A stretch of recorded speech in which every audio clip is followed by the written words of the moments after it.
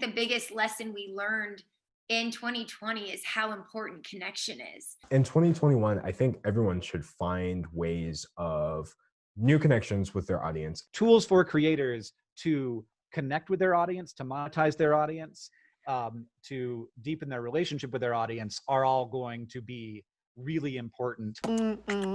Creator News. Welcome to Creator News, Tubefilter's investigative news show where each week we delve into a topic that affects you, the creator. Creator News is brought to you by Patreon, the platform that gets creators paid. It's the end of the year here at Creator News. Streamies are over, which went fine. Thank you for asking. So let's do this, Flex. And if you want a great recap of the year, you can actually check out the Streamy Awards, especially our creator spotlights. We heard from Amber's Closet on racial justice. We heard from Jay Shetty on mental health and wellness. And we heard from ASAP Science on innovation and adaptability during the pandemic. But for the year-end episode of Creator News, we sat down with three well-respected but very different creators: Hank Green, D'Angelo Wallace, and Rebecca Zamolo, to gain some perspective on what happened to the industry in 2020 and get some insight into what to look out for in 2021.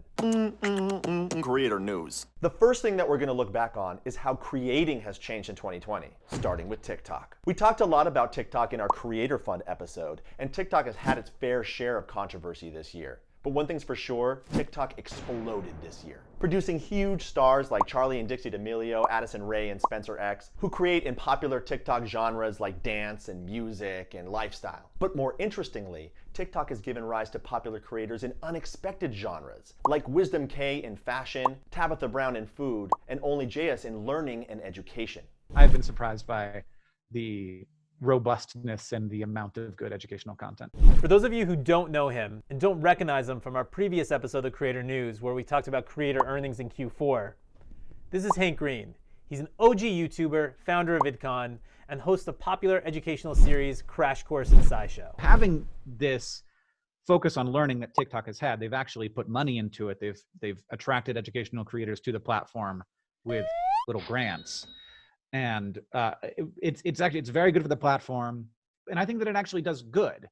I think that you end up with people who sort of in amongst the sketches and the dances will get these little tidbits that help them build a more accurate understanding of the world. I can talk about different things and talk about it in different ways than I would on YouTube, where my average audience is significantly older.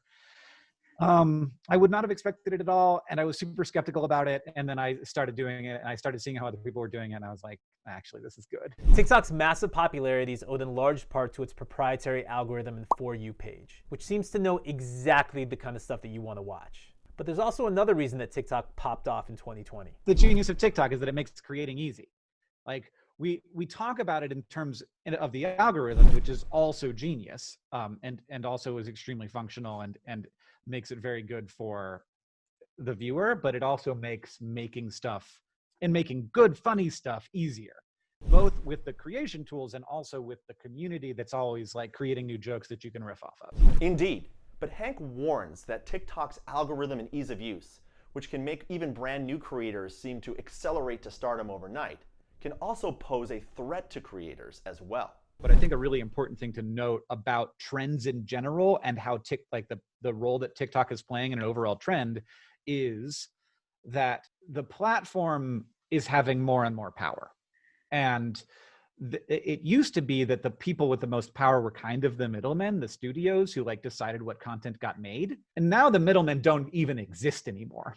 So the people who are making the content have some power. The people who are watching the content have a lot of power, but really don't sort of recognize the power that they have. It's just sort of the power of their own individual decisions being turned by a machine learning algorithm into recommendations. But then what we're really seeing, and TikTok is the ultimate manifestation of this thus far, is that the platform has a tremendous amount of power.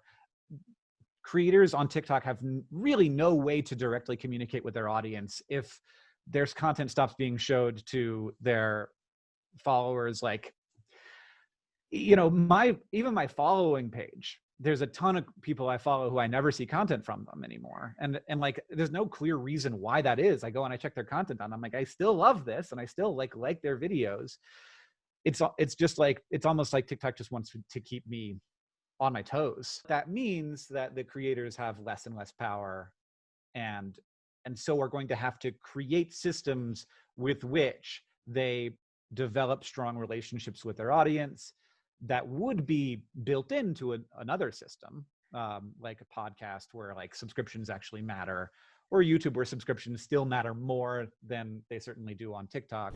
So building connections to your audience and then building upon those connections is going to become more critical than ever before in this coming year. Creators and tools for creators are, and this isn't like something that is like a surprise report from me or anything. It's not a prediction really, but like tools for creators to connect with their audience, to monetize their audience, to deepen their relationship with their audience are all going to be really important as these platforms do their best to consolidate power.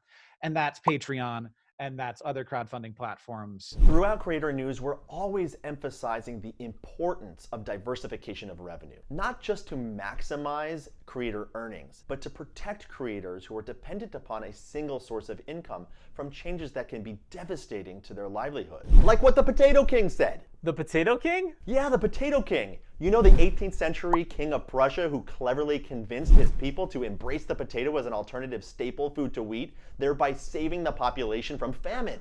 Honestly, I'm surprised we're 12 episodes in and this is the first time you've mentioned the Potato King. Anyway, if you're a creator, it is critically important that you cultivate relationships with your audiences that are portable and translatable to other platforms. And as creators double down on connecting with their audiences, they're also going to change up their content strategies and start to emphasize authenticity, intention, and purpose. And I think the biggest lesson we learned in 2020 is how important connection is. This is Rebecca Zamolo, a very popular family creator on YouTube and the founder of the Game Master Network. Well, I remember seeing a video of celebrities, and I know that a lot of people had a bad taste after watching it because it felt so disconnected. And I think this exposes that. And so when we see those things, maybe before we could escape, but right now it's just like we're craving connection so much. It's like, how do you connect to that? How is that relatable? Like when we're all stuck at home, how is people traveling around the world? How do you feel like, you can watch that and feel something? Movies and TV and celebrity, they've never had that. So, it's just a different world now. The concept of celebrity is actually changing. This is D'Angelo Wallace, a commentary creator who's been on the rise on YouTube in 2020. His thoughtful analysis of a wide variety of subjects provide refreshing perspectives. Thanks to this quarantine, our respect and our expectations and the standards that we're holding these people to are changing. And the same way that's happening in Hollywood, for example, or the music industry, it's absolutely happening on YouTube. Now creators, or rather now viewers, want content from creators that are being conscious. We don't necessarily want to see a Gucci haul. We want to see you being responsible, because I think, unfortunately, it's a lot harder to get distracted. It's a lot harder to suspend your disbelief in 2020 than it has been in previous years. Now people are not coming to YouTube necessarily to escape. If you look at videos that are about when stimulus checks are coming, those perform super well. If you look at videos about best practices, those perform super well. So YouTube is becoming a bit more education focused, and YouTube itself has taken measures to promote content that facilitates the spread of correct information. YouTubers have always, for the most part, leveraged authenticity and relatability to connect with their audiences. But something changed this year. Maybe it was the pandemic, maybe it was our national crisis with social justice, maybe it was the crumbling of the relationship between media and truth, science and politics. Whatever the reason, viewers were demanding something far more real than ever before. I think this has been shifting this way for a while. I think it definitely sped up this year. But I also think that people are realizing that you don't need millions of dollars to create content for people. You can do it yourself. You can do it at home. And so it makes it more difficult for these bigger productions to function when people are doing the same type of stuff, and maybe not at that level, but they're putting it out faster, and they're connecting more to their audience. And maybe we don't need all the crazy effects. Maybe it's more about the story or more about the connection. And I think people are realizing that, the glitz and glam is nice, but it's not necessary. And at the end of the day, I'd rather see someone at their house. I'll feel more connected to that than, some movie star in this extravagant place. It's feels very unrelatable right now, especially in this time, to see those kinds of things. Right. It seems like we've all lost our taste for extravagance. I mean, can you imagine launching a show like MTV Cribs or Pimp My Ride during 2020? We have the deglamorization of the wealth gap. That's something I've noticed. Whereas before, we would kind of, I guess, worship people for having more money than us. We loved it. We loved seeing all the Gucci and stuff like that. But I guess the glamour of that has completely just evaporated during quarantine. Nobody wants to see, 17 Gucci bags right now when they can't afford medical bills. Like, that's absolutely not working the same way that it has before.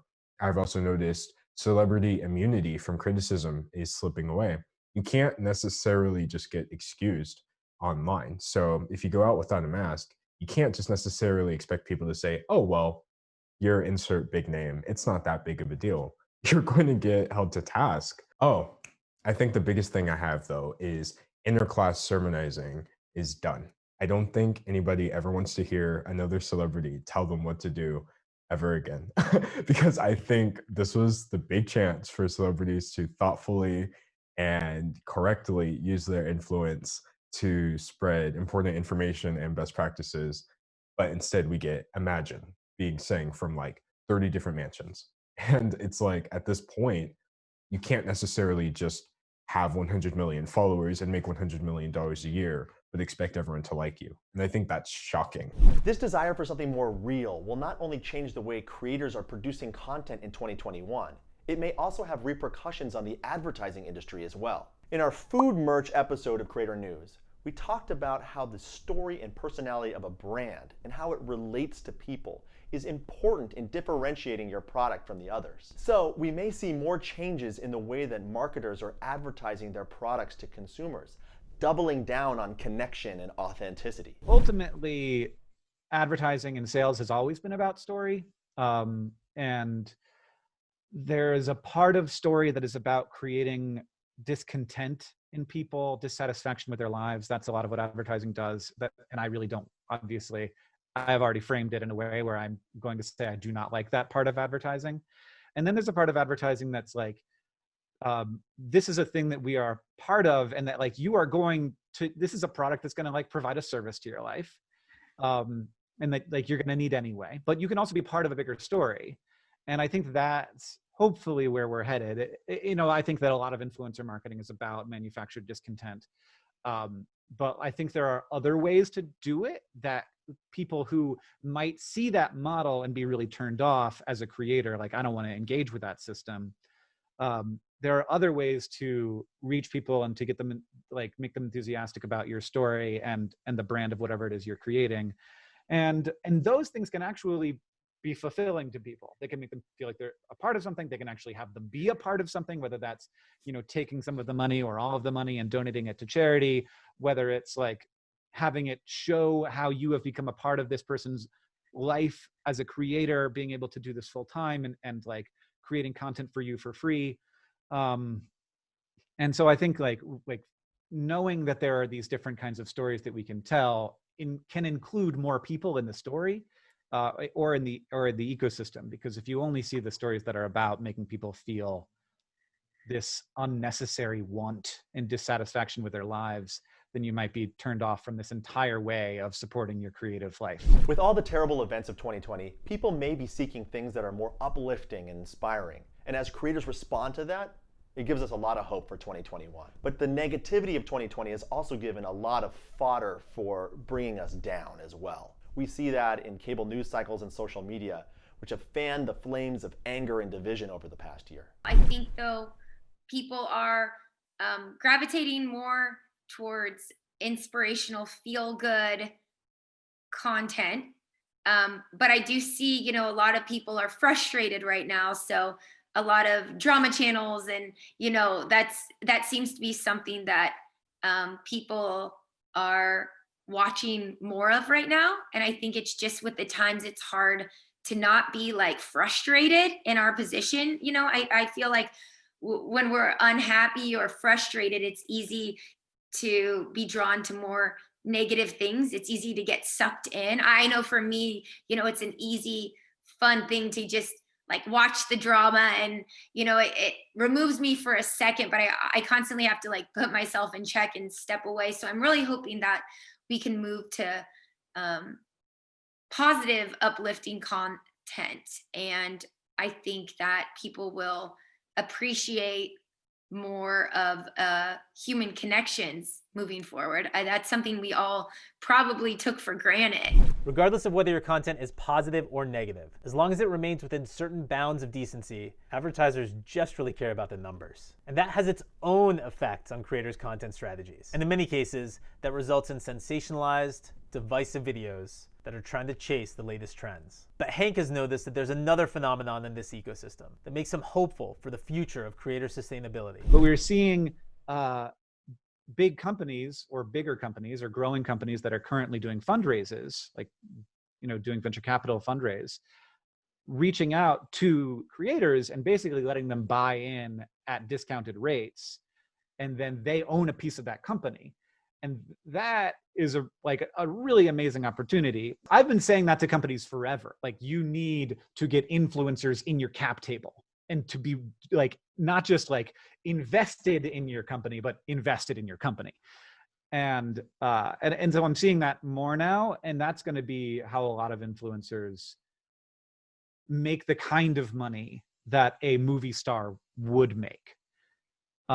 So we will never have YouTubers making, Tom Cruise level money making online video. Like there's just that, like, infrastructure has been too disrupted. But we will see people who make content making as much money as Tom Cruise. They will just do it in very different ways. And that's going to have to do with business. Creator news. We've noted how the nature of content production has changed over the last year and is going to continue to change in 2021. But we also need to note how the nature of content consumption has changed too. It's easy to look past the success of YouTube in the face of all of the other things that are happening. With podcasts growing, with TikTok growing, but YouTube still is really good. It's very good at knowing what I want to watch, and the content, like, YouTube made a very intentional decision to like focus on longer form content to increase time on site, but that has had a really interesting cultural result in that just like there is lots of really interesting, good long form content. It's just so good. And that has had another result, which is, I think, underreported, which is the amount of time people spend watching YouTube on television. Like, YouTube is second only to Netflix in terms of television viewership, which is an astounding fact to me. I watch a lot of YouTube on my television, so I guess it shouldn't be surprising. But like that transition happened pretty slowly, almost to the point where I didn't really notice it happen. Mostly because we're witnessing a bit of a Netflixication of YouTube, which is like a very unexpected consequence of quarantine. If I had to make a guess, if I look at when people started staying home and when people started having more free time, I notice an upward trend of engagement on content that's longer, on content that's interconnected. We're already used to binging things thanks to Netflix, Hulu, all the major streaming services. But on YouTube, it was still way more focused on short form videos that are, a bit disjointed. You never know what you'll get from one week to the next. But I truly believe with the performance of things like Tiger King on Netflix and the way that just became a cultural phenomenon, similar things are happening on YouTube, where if you look at like a meta community narrative, if you can figure out a way to turn that into a story, not only can you get more content out of that, so that's more watch time and more engagement, but you can also get more of a connection between your videos. So a lot of the videos on my channel directly tie into the other videos, and that's a shift I distinctly made after I started noticing this trend. And since then, the combination of those things seriously just caused things to skyrocket. It's hard to understate the impact the pandemic has had on viewing habits over the course of this year. And although television viewership has been on the decline, the demand for online programming has been insatiable. Yeah, I don't think there's ever too much content for your audience right now. With all the platforms, you used to be like, oh, is it too much? Like, do I need to like pull back? Like, what's the best? And I think right now that doesn't exist. I think the more the better. It can't hurt you to put out a ton of content right now, especially with where we're at in the world. I mean, we're all just at home looking for things to be entertained. Every night I'm like, what new show, what like new video can I watch that I haven't already seen, And I also feel that pressure as someone who is able to create content to constantly be upping my game and elevating the content and making content longer and more often. This increased demand for content is potentially a big opportunity for creators. But like we mentioned during our creator burnout episode, unless you have a plan and a big team behind you, it can also be a dangerous proposition for your sanity. So I think in 2021, you have to take a look at where the landscape is and then figure out what you enjoy the most. I guess a very cynical way of putting it is if you make a lot of money, theoretically, just get yourself a team and upload every single day. And don't worry about whether the content's good or not. Just keep posting, because after a certain point, so many people will be watching that you'll lose track of who likes your content and who doesn't. There are a lot of channels who do that. And I guess from a business sense, I could very cynically tell you that's the best way of running the channel under the current algorithm. But in terms of a connection with people, you got to say, okay, this is the extreme. So this is what I'm doing. Where along this line can I fit? And I think the people who are going to like basically blow up in 2021, they're going to find that perfect balance of what works algorithmically and what is genuine, because that's where the demand is right now. Rebecca has dialed into this new opportunity. She's launched several new channels this year, and it seems to have really paid off. Well, we have my main channel, which I just hit 10 million subscribers today, which I'm really excited about. And how many views is she getting across all these new channels?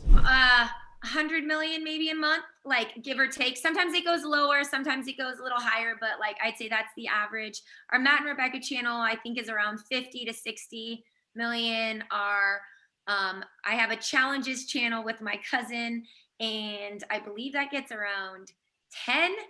Our Game Master Network channel gets around 15 on average million, and then our dogs, I think they're around 6 to 8 million. And my gaming channel I just started, so I don't know yet.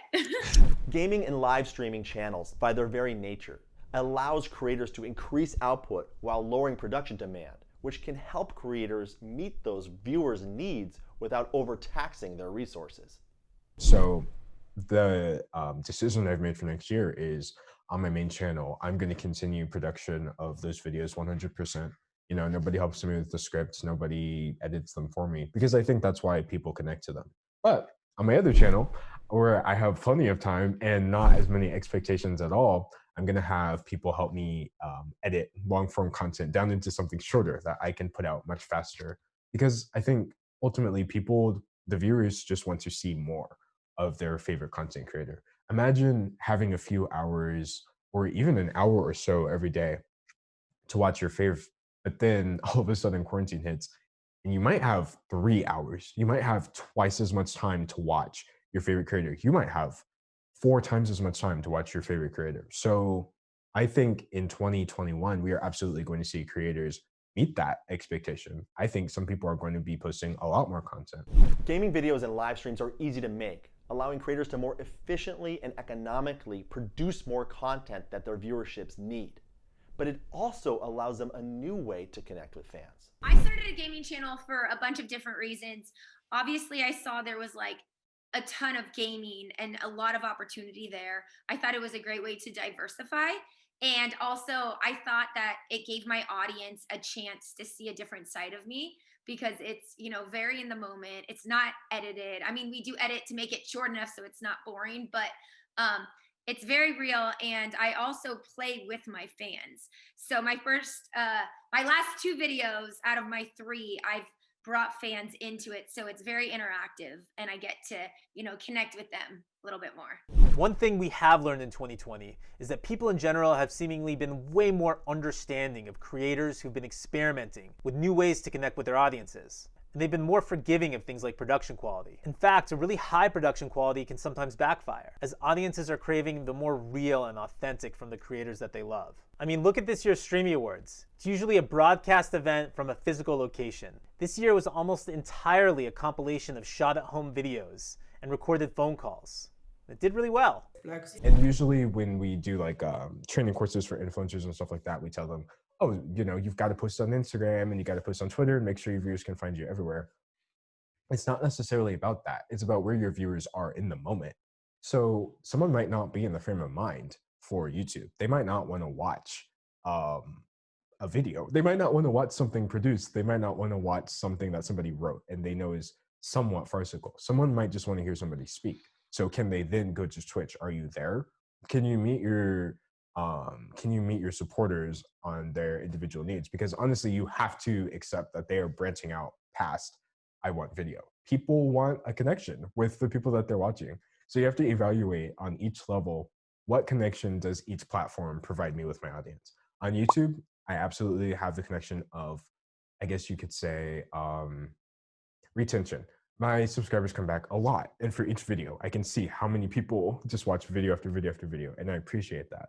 But from my just foray into what would happen if I created content on Twitch, I see a different kind of connection. I see one that's closer. This is more of a direct contact thing, because if you leave a comment on YouTube, you're basically taking, you know, you're crossing your fingers. Maybe the person who made the video will see it, maybe not. But if you put one on Twitch, I could look right here and see what you said, and I could respond to that. And I think that's why these platforms are getting so powerful in the first place. Like, for example, Twitter, a very scary place, has kind of the opposite effect. Everyone can see what you're doing, and everyone is sort of interested in what everyone else is doing. So whereas you could get all of Twitter to love you in an hour, you could get all of Twitter to hate you in 1 minute. So I think that's why things like Twitter have become so instrumental in election processes and news reporting. And it's like such a weird thing, because initially when people created twitter.com, I know they weren't thinking one day the president of the United States is going to be more influential on Twitter than he is in the media. But that's what happened. And it's because these connections just get brought to the extreme. With a vaccine on the way, perhaps next year we'll return to some semblance of normal. But I can't help but thinking there are some lessons that creators learned in 2020 that are going to stick. For instance, collaborations are still key. They just don't have to be in person anymore. Among Us taught us that. Audiences are being shared a lot more now than they were before. And obviously the average YouTube viewer, just an assumption, would have more than one creator that they enjoy watching. But what I mean by this is multiple YouTubers that have millions of subscribers often will share several million of the same subscribers. So I guess the Minecraft community is a great example of that. And this is more so about Twitch and not YouTube. If the Minecraft streamer George Not Found tweets something, I can pretty confidently expect that a lot of fans under that tweet will also be fans of Carl Jacobs, who's another Minecraft streamer, also part of Mr. Beast's crew. So when these creators figure this out and they figure out how to link up, I think the possibilities for that are going to be even bigger than single creator possibilities. So for example, a company might approach me and, you know, offer a brand deal, which I'll happily take. And they offer me this deal because they understand that they can get a certain amount of, you know, views, a certain amount of clicks and all that. But if you look at somebody like George Not Found, for example, what if a company comes to him and offers a deal, and also comes to Carl Jacobs and offers a deal, and we're like, we want you to both do a sponsored stream, like a multi-stream? I think we'll notice a bit of a gestalt, I guess is the best word I can use. I think going into next year, collaborations might actually be more powerful than single creators. And not just in a way of like, oh, James Charles did this big celebrity's makeup. I just mean these could get Twitter trends happening instantly. And we've seen that happen with creators like Corpse Husband. His fan base can get something trending on Twitter within minutes. You know, it can get streams to the top of Twitch in a second. We basically saw that with AOC's recent campaign. And that was, in fact, a collaboration between several big streamers. Even YouTube did that recently with their charity, which I thought was beautiful, with the game theorists and all of that. So what I'm saying is, I think companies are going to realize, instead of just splitting up all of our resources and allocating them to various creators, what if we started gathering the various creators together first and then just using lump sums to launch these massive campaigns? This year, we saw even more of a shift of attention to online video as people sought ways to learn, to be entertained, to speak out, and to stay in touch. We learned the importance of human connection, one legacy of 2020 which I hope will persevere. As for the future, I for one am hopeful, but there's no way of knowing what's in store for 2021. We're absolutely going to see a trend towards, I couldn't tell you. that's I guess the most beautiful part of all this trend tracking is, like, I can see that it's going somewhere. It's definitely moving in a direction, but what's it moving towards? Like, this graph is not complete. What's at the top? What's at the furthermost edge? What kind of content are we going to be creating in 5 years? And more importantly, what kind of content are people going to be expecting in 5 years? I, for one, can't wait to see it. Neither can we. And that wraps up our 2020 year-end episode of Creator News. We cannot thank you enough for all of your support. Creator News. Creator News would not be possible without the support of our partnership with Patreon. Patreon helps you generate recurring income from your creative work by offering exclusive content and community to your fans. It's a great way to set yourself up for long-term success and reward your most loyal fans along the way. So check out patreon.com/creatornews and start changing the way your creativity is valued. What issues do you want us to dive into next? Put it in the comments. And if you like this video, like this video. Subscribe. Ring the bell. And please share this episode with your fellow online video professionals and creators. I'm Drew. And I'm Josh. And this is Creator News. We'll see you next year. Creator News.